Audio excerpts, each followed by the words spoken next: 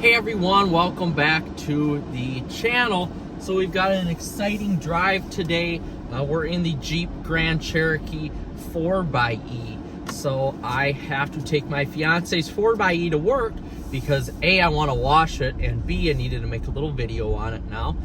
As the temperatures have been going up in the spring here, this vehicle has been running on electric power more and more, which is awesome. So we are finally going to see some returns on this vehicle since we bought it. We bought it in January of 2025. We had a really cold winter, so we weren't able to kind of get all of the aspects of the 4xe experience because when it gets to a certain temperature out, whether that be 15 degrees, 16, 17, somewhere in there, 20 degrees, our Volt and our 4xe have to have the gas engine on to power the battery pack, or essentially help the battery pack is what it is. So right now I woke up, it's 28 degrees. It was a little bit cooler when I got up. It's about 25. Now it's warmed up to 28. So anywhere in that threshold of 20-ish degrees and higher means that the 4xe will run on pure electric mode. And also, knock on wood, I haven't had an experience, or even she hasn't had an experience with this vehicle yet, with going into form mode, which is basically oil recovery mode. And right now, I'm just trying to, I've got a car behind me. The one thing about, sorry to go on a different topic. The one thing about the 4xe you're going to notice is that it really isn't that fast. Even not like the Volt. It's not quite as fast as the Volt. So you have to make sure when you're planning to pull out in front of somebody, you have to make sure that you plan accordingly, because it doesn't have that zip. Because of course this is a 5,500 pound vehicle. It's absolutely huge.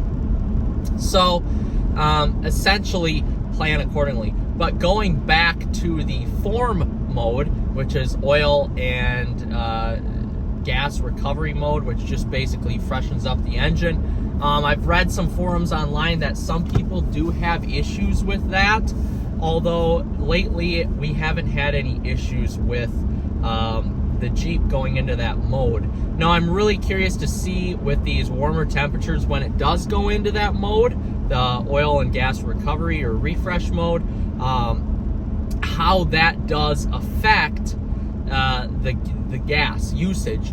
I'm curious to see if it's just going to be like one 10-minute trip to work and then it's okay. I'm not totally sure yet. Now, one thing I do want to note here is that when I drive this car, I try to specifically drive it on electric only mode. My fiance, she really doesn't care as much, so I do see that the gas range has gone down a little bit since I drove this last, but I don't think she's putting nearly as much gas into this as what she would with a normal ICE-powered vehicle. One other thing to note, just like the Chevy Volt, anytime you use the heater, it rapidly declines the electric life of the vehicle. So I have to make a run into town here to grab a part for one of my mowers for my golf course, and then I need to jump back onto a county road, which you're going about 60 miles an hour, and head back to the golf course. So all in all, it's about a 21-minute trip. So it's, I don't know, 17 miles, something like that. This, of course, has 25 miles of electric range on it in perfect conditions. So I'm curious to see what the range is going to be like. When we left the house, I started with 25. I sat in the driveway for a little bit, so it did rapidly go down to 23. So we'll just say we started the trip with 23 miles. And I'm curious to see now if I can get to work taking the long way, if I can make it to work on electric only range. But changing the corner here, flipping the page, this vehicle is just so comfortable to drive. It reminds me a lot of my 5th gen Ram 1500 truck. really spacious in the cabin. The Uconnect 5 is laid out really nice, although for some reason it's very laggy in this system here, which isn't great. You would expect to have this, be a little bit better than what it is, especially for being such an expensive car. But nonetheless, I have to say I'm impressed with it, and it's just so comfortable and spacious. The seats, for me, being a smaller dude, they could be a little bit more bolstered, but I understand where they're coming from here. This isn't like my SRT Jeep. This isn't a sport truck. This is your off-road comfort truck. So essentially here, you're looking for comfort, and this Jeep has it all. It really is just a great place to spend some time. I did switch out tires on here to more of an off-road type tire. So essentially it did roughen the ride up a little bit, and that could have to do a little bit with the decreased electric range as well. But really, it's still comfortable to drive, and I am okay sacrificing ride quality in northern Wisconsin for a tire that's going to give us better grip on and off-road, and especially during the winter season, which we have plenty of in Wisconsin, northern Wisconsin specifically. Otherwise, all the touch points in here are typical Stellantis quality, injection molded plastic, but they've really taken a step up in here in interior design and quality of materials compared to even my SRT WK2 that does have the Laguna leather package, which is the top trim. So I'm impressed with that. The lane keeping assist here is very similar to my 5th gen Ram. Works fantastic. It's a must-have in such a large vehicle. And overall, this is really just a great place to spend time. The gauge cluster is nice, although I wish it was a little bit more configurable. Otherwise, again, this is very well put together, and I do have to say I really enjoy being in this and taking this out for a drive any little chance I can get, because it's just such a unique driving experience. Living in an area where we don't really have great electric infrastructure, thus why we don't have an electric car, this really is kind of the second best option you could have, because of the fact that you have electric drivetrain, which we're in right now, that uses gears to shift, and you have the ICE powertrain as well. So it makes it for a fun driving experience, whether you're in this or the Volt. It really kind of livens up your day, although these are just, at the end of the day, they're economy cars, but it does make that experience way better than driving a Jeep with a 3.6 liter Pentastar, which is very, very disappointing in my opinion. Not enough power, just not very fun to drive. So this is fun to drive, and it really is a fairly decent driving experience. So we're gonna rejoin in a little bit here. I gotta run in, grab my part, stare at this Jeep while I park it, and we'll see you in a second.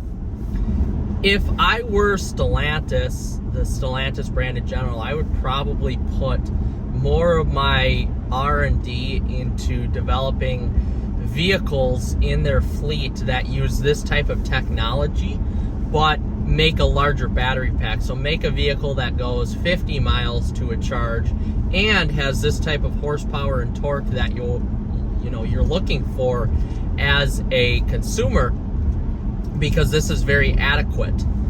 375 horsepower, 470 torque really makes this an adequate car to drive for being so large. So if you're a brand like Stellantis and you're looking for efficiency in some of your products, not all, of course, we all want a V8 powered Durango, we all want a V8 powered Charger, Challenger, Ram truck, stuff like that.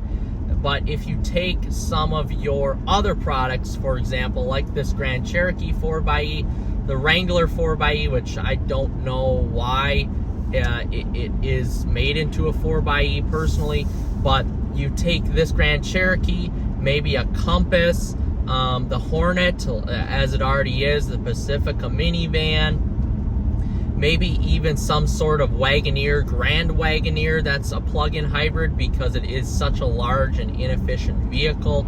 And you make a Ram truck offering as well, hence what they are doing with the Ram Charger. You can really broaden your sales, I think, in my opinion, once people realize how good plug-in hybrids actually are and how nice they are for, I would say, 90% of the people out there, especially those who live in a city, maybe in an apartment where they don't necessarily have access to a level 2 charger. You know, maybe this is the way to go in the future, because of the fact that for most of us, it's very efficient.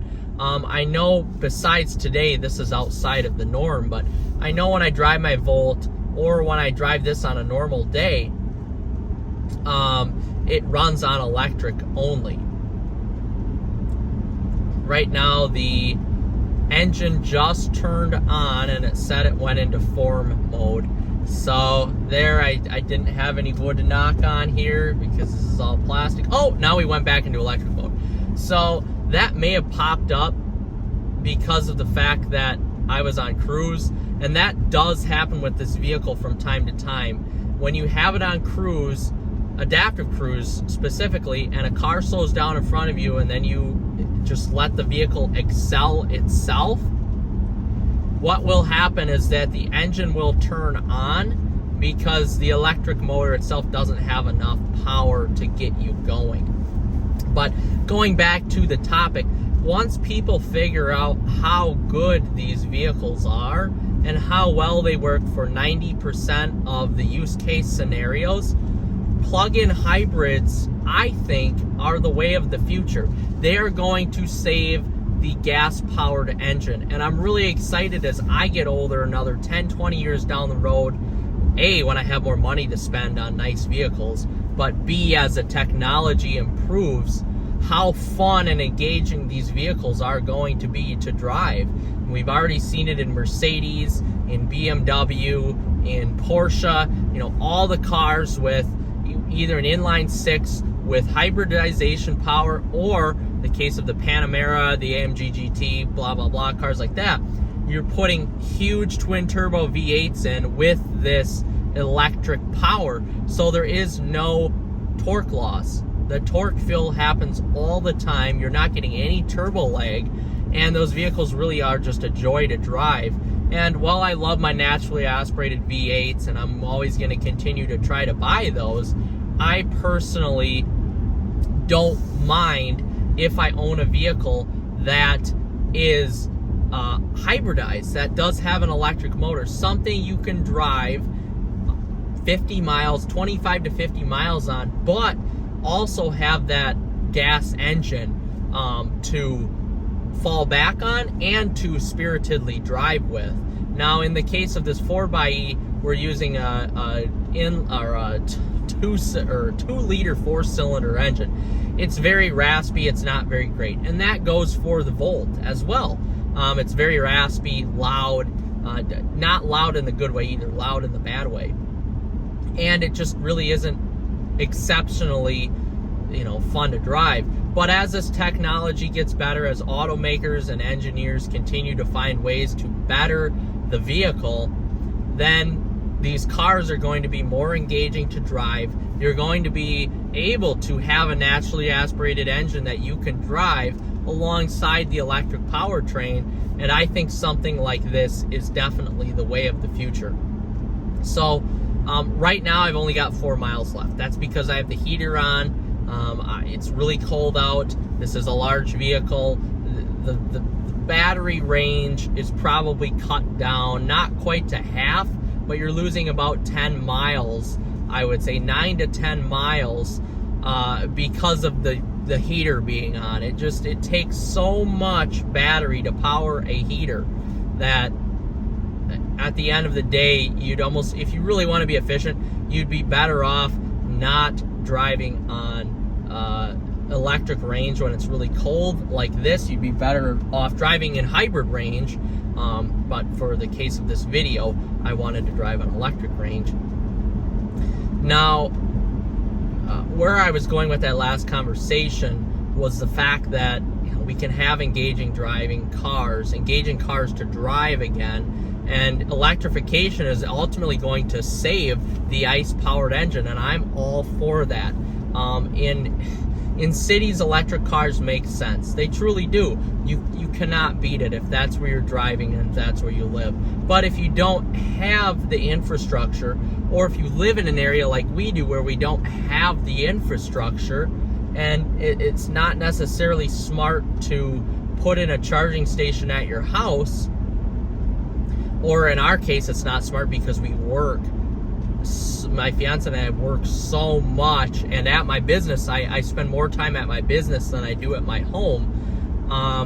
I would almost have to put one in there and one in at my house. So for a lot of people in this part of the country, the Midwest, northern Wisconsin, namely for myself, it just doesn't make sense to have a pure electric vehicle. As fun as as interesting as they are to drive, it just truly doesn't make sense for us to have an electric vehicle. So that's where something like this Jeep 4xe or the Volt come into play, where it keeps our operating expenses down. The consumables of these vehicles are lower because of the fact that you're running on electricity, and it costs $50 to $70 odd a month to keep these vehicles running on just electric range, which is way cheaper than a gas-powered vehicle. And essentially, these are the best for us in our use case scenario. So now I ran out of electric range. I'm down to 0. We probably went, I would say, about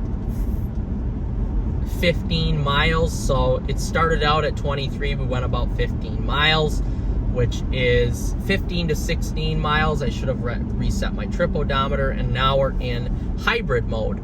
So we are running on the gas engine. Of course, you can't hear it right now.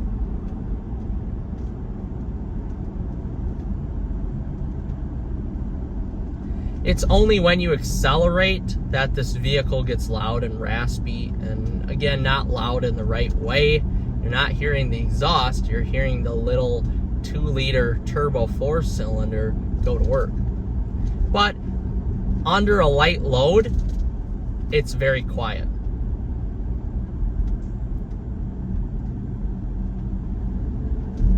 There you can hear it a little bit. If we put it into sport mode,